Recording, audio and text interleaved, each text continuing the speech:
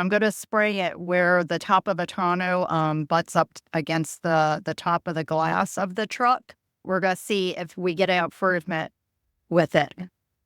Looking at the back of this tailgate, you can see where the water is coming in and it's staining the back of this panel, the bed of our truck. You can almost tell exactly where the water is leaking. Looks like we've got some down here, right in the middle, maybe a little bit on the side. If you take a peek up underneath here, you're going to see this foam stripping.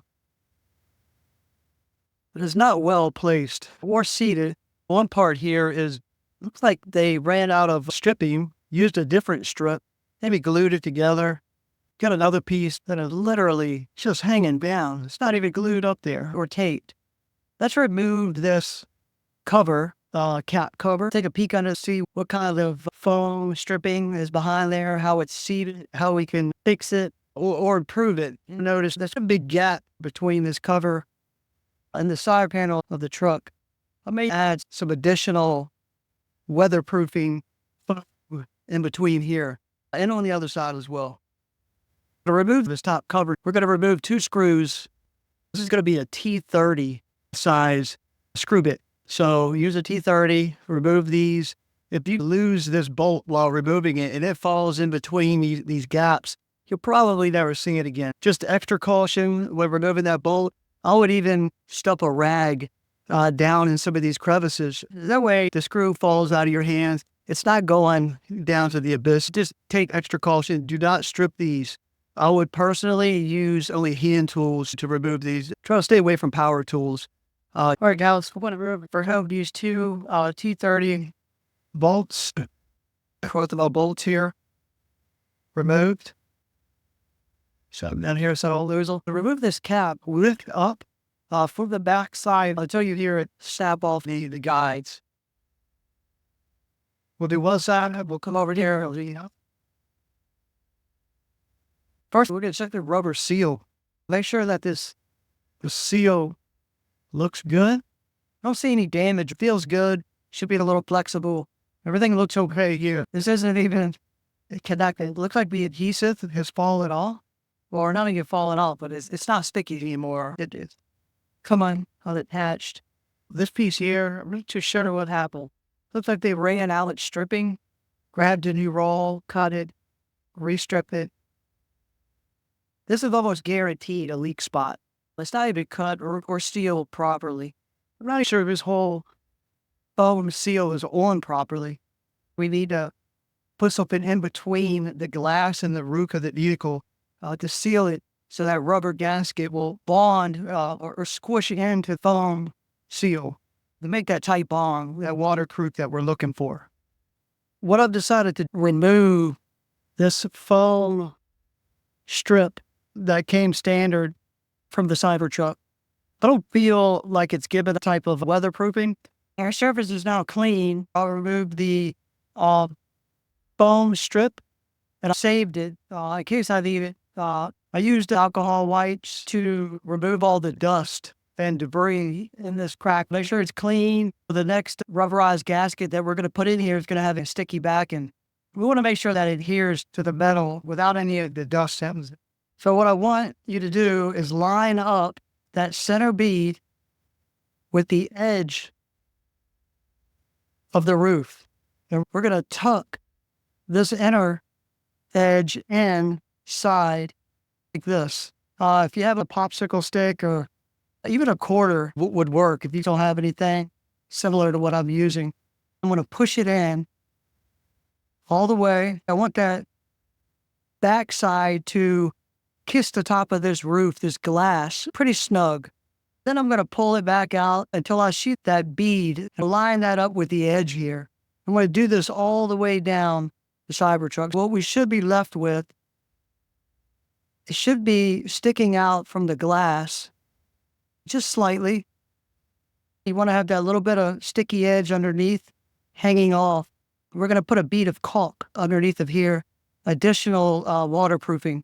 So what this is going to do is it's going to allow the seal on our plastic roof piece to go inside here and create a really tight seal. Hopefully we're not going to get any water leaks after we do this. What I'm doing now is I'm going in here with my stick and carefully stuffing this a little farther in just to get a waterproofing seal.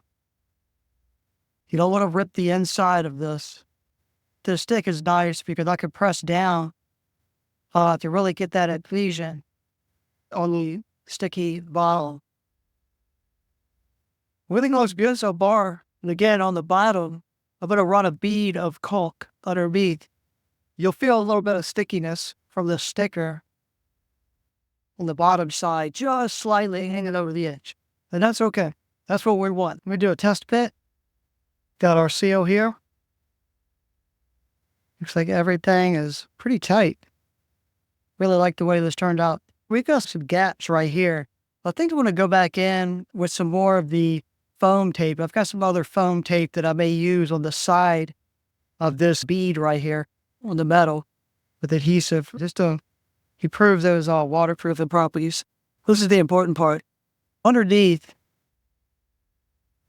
we've got our new seal. Goes all the way across. It looks really tight. Like it's kissing the top of this piece really tight. So that's good. That's what we want. Tighter the better. Also, I'm going to put a bead of caulk right here on the underside. You can see it's still some of the sticky adhesive that overlays the metal body. I want that bead of caulk to tighten everything up and seal it and good. Maybe just throw some clear caulk in there. That'll look good. Nice and clean. I just wanted to show you what I did here. And I tucked it in to fill this gap right here. It was a pretty good sized gap. Now water could seep around the side here and get some leakage down to the corner of your truck beds. I wanted to seal that up to improve the leaking of the Cybertruck truck bed during rain or washing. I noticed this gap. It fits really well. Actually perfect. I put that on both sides. The only thing I kept original is this foam right here. It's about a 3-inch piece of foam. This is what originally came with the Cybertruck. Really pliable, really squishy. I kept it on this outer edge only because when you put the original aero cap back on, there's not as much room here that you have over here. It's really tight. When it butts up against this, it's got to compress quite a bit to seal. This is really squishy. I did tuck it inside of this flap right here. Cut about a 1/2 inch longer. Tuck it in. I'm going to apply some sealant on the inside of here. Any sort of caulking would work perfect. So just to give that extra seal for any sort of runoffs, right, to get into the bed of your truck. The top cap fits perfectly. I'm excited about tomorrow. Tonight, I'm going to seal the bottom with that bead of caulk that I was talking about earlier in the video. I'm going to seal that bottom piece. Just put a little bead down here. I'm going to let it dry overnight. Tomorrow, I'll even get inside the truck bed with a camera and a flashlight. And hopefully, I don't get drenched. That's the goal. Added this additional rubber sealing to the sides, both sides. Use the original foam tape on this piece only. Tucked it in about a 1/2 inch to the new rubber gasket. Sealed it with some caulking on the underside. We did a good amount of new water sealing for the bed of the truck. We're going to put aero shield back on. Kind of set it in. Press it down. We'll press it in firm. Here it click. Same with the other side. I'm just going to give the whole thing a little press to get that feel. Aero shield here to kiss up against the new rubber gasket. Everything looked really good. Really thought even the sides here looked well protected. I'm going to put the bolts back in. We'll do a test. I'm going to climb up in here. Hopefully we won't have any leaks. No leaks. Out one. Not one drop.